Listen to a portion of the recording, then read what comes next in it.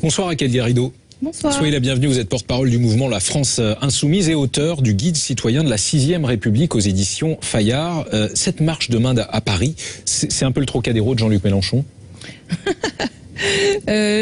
Non, parce que François Fillon était dans une posture exsangue au moment où il organise ce Trocadéro. En termes d'espoir de relance, de participation aussi. Enfin, alors que cette initiative du 18 mars, donc de demain, elle a quelque chose de beaucoup plus profond. Elle répond à un enjeu historique. Rappelez-vous, déjà en 2012, nous avions organisé une magnifique marche pour la 6e République. Depuis 2012, cette idée a énormément progressé dans la société. Il y a aujourd'hui en France un mouvement citoyen absolument incontestable pour plus d'éthique en politique.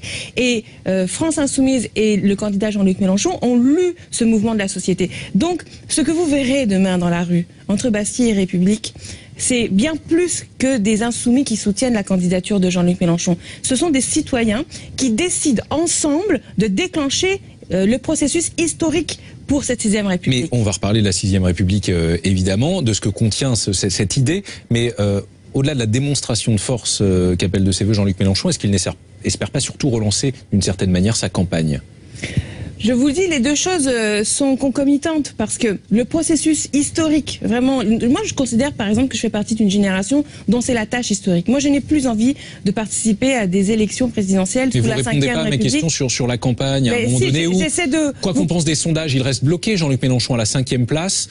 Donc un événement comme celui de demain, s'il y a 100 000 personnes place de la République, ça peut créer quelque chose à 37 jours du premier tour. C'est évident que le fait qu'il y ait des dizaines de milliers de personnes dans la rue, des personnes physiques réelles et pas des données manipulées par les sondages, va donner crédit au fait que, effectivement, la France Insoumise et Jean-Luc Mélenchon font l'objet d'une énorme dynamique dans la société française aujourd'hui, parce que la France Insoumise et Jean-Luc Mélenchon sont les seuls à avoir compris qu'il y avait dans ce pays un désir d'abolir la monarchie présidentielle et sa culture d'impunité politique et d'édifier des nouvelles règles, des nouvelles libertés, de nouveaux droits à travers cette Assemblée constituante pour la 6e République. République est donc au cœur de l'événement demain, qui est au cœur du programme de Jean-Luc Mélenchon. Parlons-en, on a bien compris.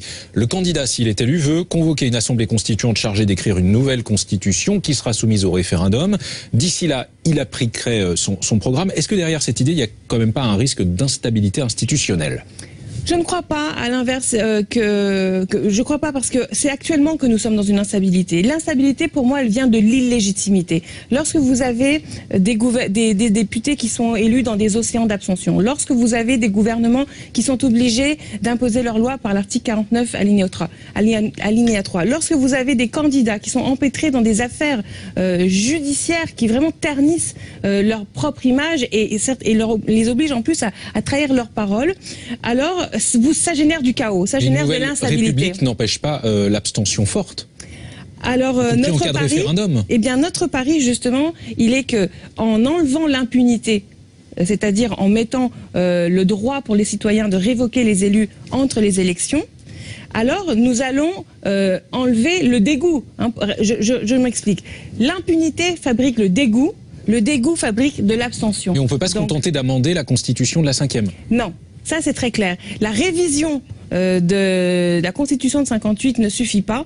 Pourquoi? D'abord, pour une raison juridique. Cette révision est l'apanage exclusif des chambres elles-mêmes sur le fondement de l'article 89 de la Constitution. Et il est parfaitement illusoire et naïf de penser que les chambres elles-mêmes vont se auto-modifier, sinon elles l'auraient déjà fait. Donc, nous avons cette autre voie qui est le droit qui existe depuis toujours pour les Français de se forger une nouvelle constitution.